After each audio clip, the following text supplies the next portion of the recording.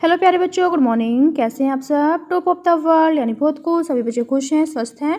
तो बेटा ये देखो, ये है आज की हमारी कार्यपत्रक 27 यानी वर्कशीट नंबर 27। तो सभी बच्चे वर्कशीट शुरू करने से पहले चैनल को सब्सक्राइब कर लीजिए, बेल आइकन को दबा लीजिए ताकि आगे आने वाली वीडियो का नोटिफिकेशन आपको तुरंत मिल जाए। तो बेटा ये देखो, ये आज की हमारी वर्कशीट है। तो आपको पता ही हमें पहले क्या करना है। सबसे पहले विद्यार्थी का नाम, बच्चे अपना नाम लिखेंगे, यहाँ लिखेंगे कक्षा अध्यापक का नाम। ये हमारी वर्कशीट नंबर 27। क्या डेट है? 22 जनवरी 2021 और आज का हमारा विषय है सामाजिक विज्ञान। हमारे अति 2, ये कक्षा 7 के बच्चों के लिए वर्कशीट है। यहाँ लिखेंगे अपना सेक्शन A, B या C, जो भी आपका सेक्शन हो। तो बेटा देखो, आज का हमारा टॉपिक क्या है? हमारा टॉपिक है मुगल साम्राज्य। तो पढ़ते हैं। मुगलों की आमदनी का प्रमुख साधन किसानों की उपज से मिलने वाला राजस्व था। ठीक है, यानी जो मुगलों की आमदनी थी वो क्या था? उसका साधन क्या था? किसानों की उपज से मिलने वाला राजस्व। अधिकतर स्थानों पर किसान ग्रामीण कुलीनों यानी कि मुखिया या स्थानीय सरदारों के माध्यम से राजस्व देते थे। फिर देखो, जो अकबर है, अकबर के राजस्व मंत्री टोडरमल ने 10 साल यानी 1570 से लेकर 1580 की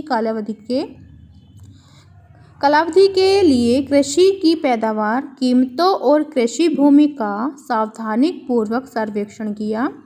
प्राप्त आंकड़ों के आधार पर प्रत्येक फसल पर नकद के रूप में कर यानी राजस्व निश्चित कर दिया गया। प्रत्येक सूबे प्रांत को राजस्व मंडलों में बांटा गया और प्रत्येक की हर फसल के लिए राजस्व दर की अलग सूची बनाई गई। फिर क्या है? देखो, राजस्व प्राप्त करने की इस व्यवस्था को क्या कहा गया? जब्त कहा जाता था। जब्त कहा जाता था।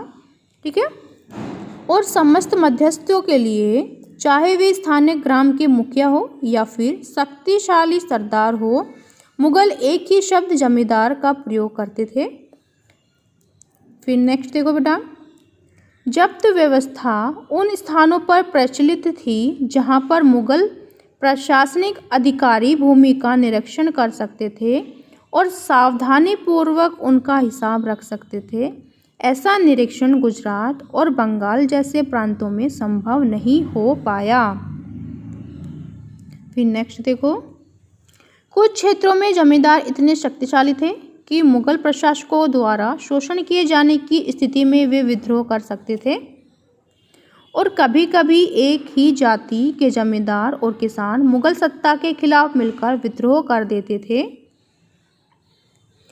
17वीं शताब्दी के आखिर से ऐसे किसान विद्रोहों ने मुगल साम्राज्य के स्थायित्व को चुनौती दी।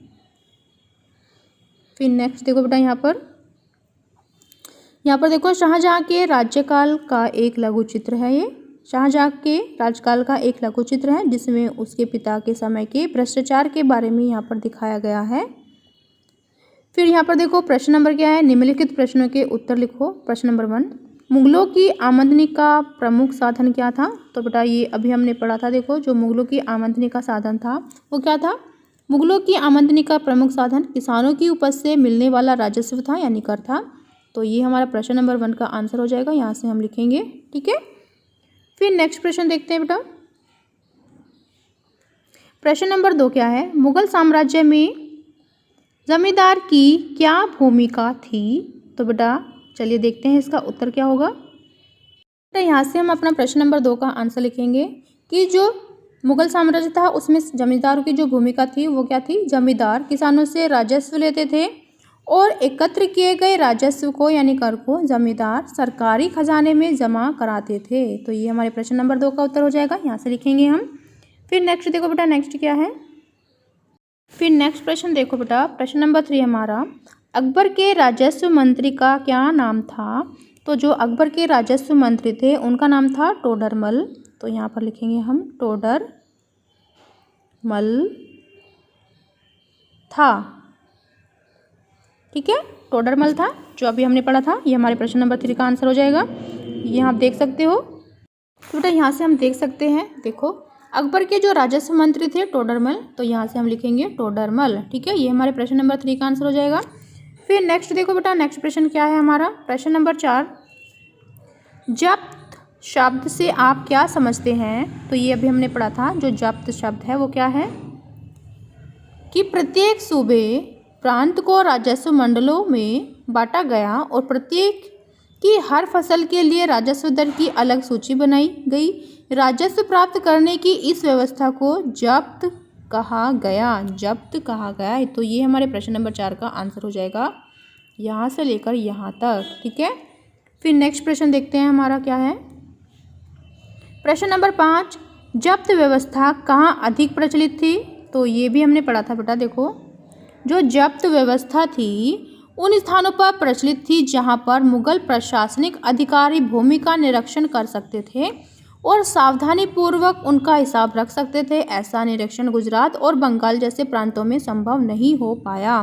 ठीक है, यहाँ से लेकर यहाँ तक ये हमारे प्रश्न नंबर 5 का आंसर हो जाएगा, यहाँ से लिखेंगे। फिर नेक्स्ट देखो बेटा, नेक्स्ट क्या है। कोविड के संदर्भ में उचित व्यवहार संबंधी संदेश। 2 गज अथवा 6 फुट की शारीरिक दूरी का पालन कीजिए।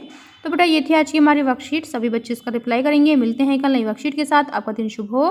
Have a nice day. Bye bye बेटा। वीडियो को लाइक कीजिए, सभी दोस्तों के साथ शेयर कीजिए। Thank you.